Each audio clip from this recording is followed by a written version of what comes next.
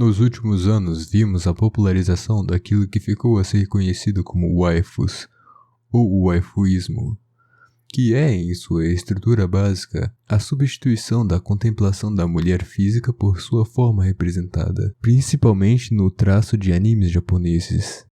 A waifu se tornou um símbolo de muitos dos que acreditam estar lutando por uma representação mais feminina das mulheres, do abandono do feminismo e da cultura da hipergamia. Não é de se espantar que esse tipo de pensamento seja crescente no mundo moderno.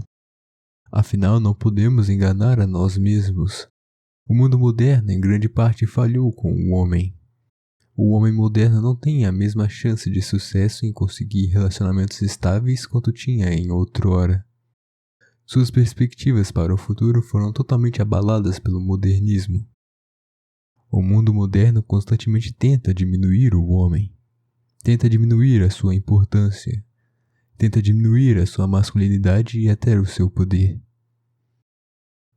É só você olhar para como o homem moderno é tratado na mídia, não mais como uma figura heróica masculina, mas sim em grande parte como um bobalhão ou alguém para ser ensinado pela protagonista feminina empoderada. Pior ainda, hoje em dia é difícil você olhar para o pôster de um filme e decifrar de cara se o protagonista é um homem ou uma mulher. Esse homem moderno é apresentado para a mulher moderna, que também é afligida pela modernidade. É instruída para abandonar os conceitos naturais de feminilidade, como a delicadeza, a submissão, a lealdade e a beleza. Ao invés disso, o movimento da libertação feminina defende que a mulher seja livre de ter que se submeter a alguém, e ser livre de um determinado padrão estético, e ser livre das regras padrões de gênero. A corrupção da mulher moderna fez com que ela se tornasse indesejável para muitos homens. Afinal, é seguro dizer que a maioria dos homens quer ter uma parceira que preserve as características femininas essenciais, não uma que carregue a ideologia feminista.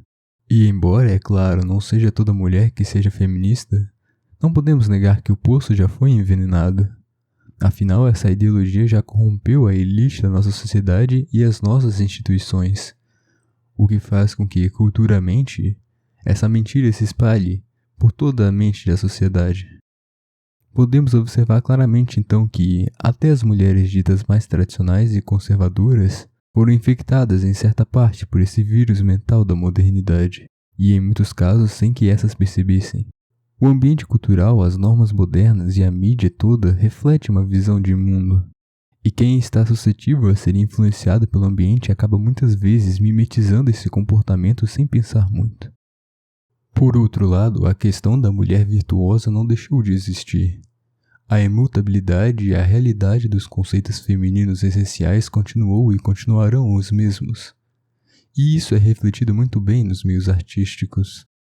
Por toda a história humana, inclusive, se buscou representar a feminilidade em seu estado mais puro e belo, e que de fato é algo agradável e contemplável, algo que se perdeu na modernidade, mas foi preservado em um lugar muito especial, na arte japonesa dos animes e mangás. Veja, por mais que o Ocidente em grande parte falhe em sua representação das mulheres, muitos dos artistas japoneses acertam em trazer personagens femininos que realmente sejam identificáveis em suas virtudes, por suas qualidades femininas essenciais.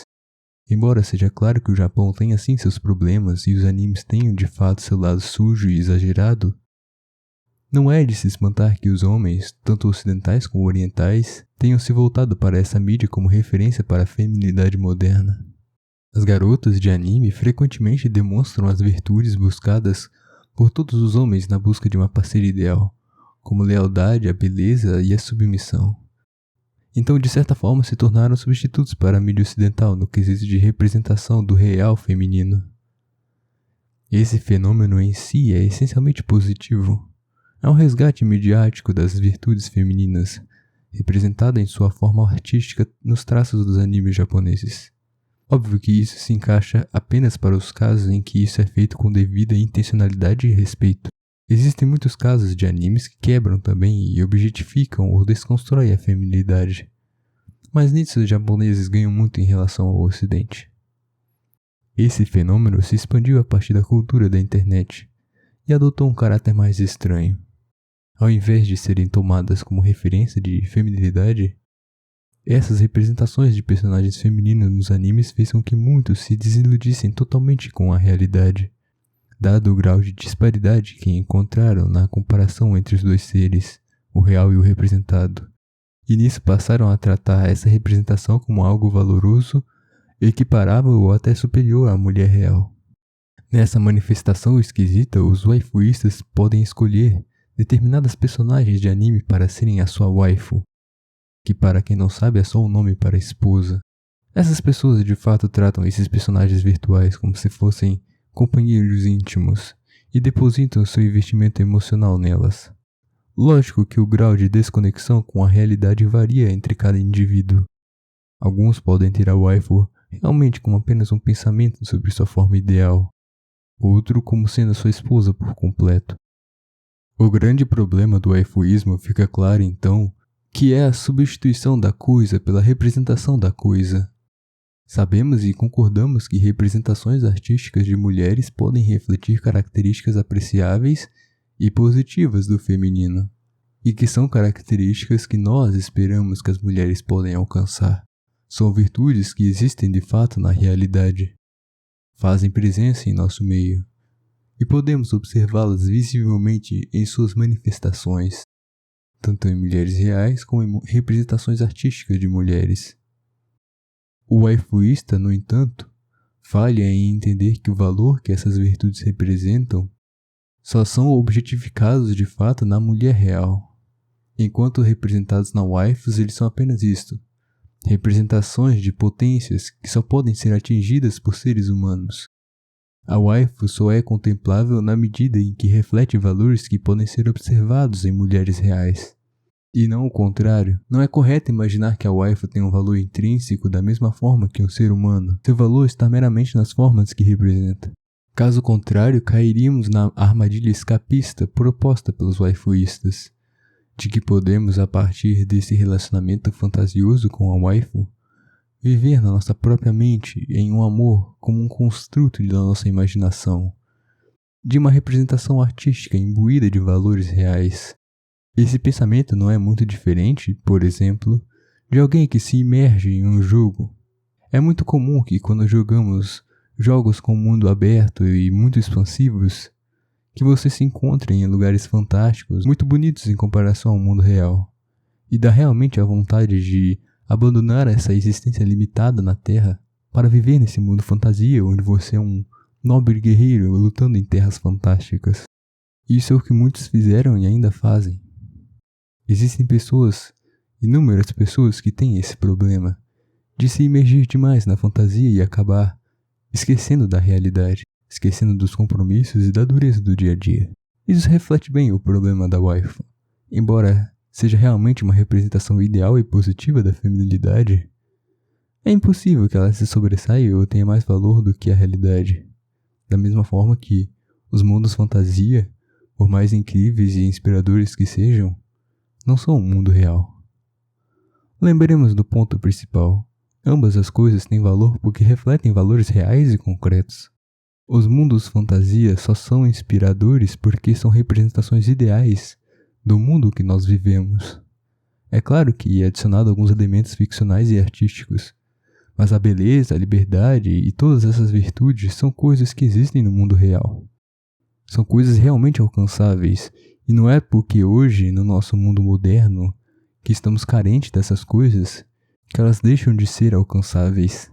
Se acreditarmos que essas coisas realmente têm valor e existem, elas precisam ser construídas no mundo real, ao invés de simplesmente tentar escapar para um mundo falso onde já existem.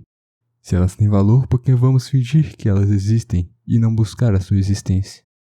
Fica evidente então que o waifuísmo não tem como se sustentar. E eu dou esse aviso para todos que querem continuar no escapismo. As representações não podem ser mais valorosas que as coisas que elas representam.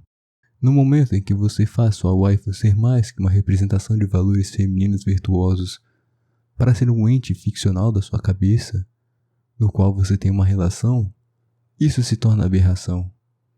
Você passa a fazer amor com uma ideia da sua cabeça, de uma figuração que você mesmo inventou e que não tem valor algum.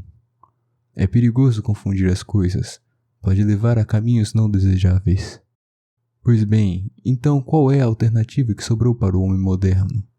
É evidente que está difícil. É uma situação difícil para todos nós. Quem tem os pés na realidade sabe que não é um exagero apontar as dificuldades de se conseguir um relacionamento no mundo moderno. Está bem óbvio que as mulheres hoje em dia estão cada vez mais distantes das virtudes femininas que deveriam cultivar. Não que o homem esteja muito melhor ou muito mais virtuoso, mas isso não se torna uma justificativa nem desculpa para fazer algo que não é certo. Afinal, um erro não justifica o outro. O fato é que os danos causados pela revolução sexual e pelo feminismo trouxeram danos profundos nas relações sociais entre homens e mulheres, o que causa grande frustração hoje em dia. Tamanha é essa que muitas soluções e falsas soluções são levantadas, o que é justamente o conceito de crise que já expliquei para vocês.